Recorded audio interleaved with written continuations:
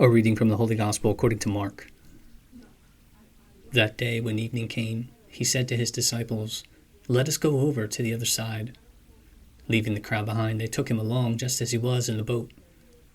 There were also other boats with him. A furious squall came up and the waves broke over the boat so that it was nearly swamped. Jesus was in the stern, sleeping on a cushion. The disciples woke him and said to him, "Teacher, don't you care if we drowned?" He got up, rebuked the wind, and said to the waves, "Quiet, be still."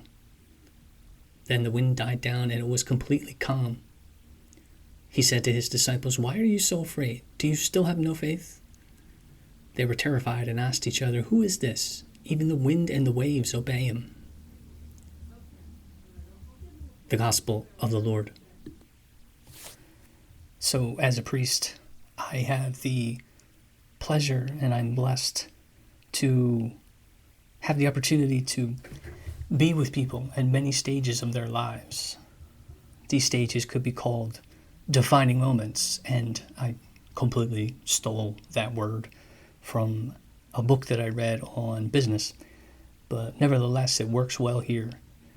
Defining moments. What I mean by that is those moments in our lives that reveal who we are, our values. They reveal, they show, and they form our values. They form our character. And for an example, we can think about this in terms of parenting.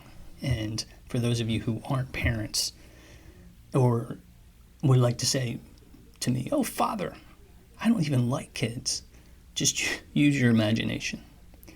We can think of this in terms of parenthood. So we're parents of a middle school child. And for those of you who are parents of a middle schooler, God bless you. It's not easy. But think of this in terms of being a parent of a middle school child. And that child plays baseball or softball. And one day they come up after practice or after a game and they throw their equipment down. And they're just angry. They don't want to play ever again. Now, you as a parent, you recognize that something like this might be coming. The child's been acting differently. They've been moody lately. They seem frustrated. It's more difficult to get them to come and go to the practice, things like that. So there's a couple of things that you could think in your brain. You might think, well, should I let this child quit? Or we can think about, well, maybe I should let the child think about this. They should have some input about what they want to do, that they want to keep going and keep playing this sport. Or should maybe this child is doing too much. Maybe they've got Girl Scouts or Boy Scouts, and it's just too much on their plate. So all these questions come up, and whatever decision is made, it's an important decision because it's going to affect who that child is going forward, just like it's going to affect who that parent is going forward. And this is a tricky thing to handle. And that's the idea we get in this gospel passage. Jesus is in the boat with the disciples, and that's the defining moment for the disciples. But it's also, there's a defining moment for Job too in our first reading today. But I'm not going to get into that. I'm just going to go into the disciples.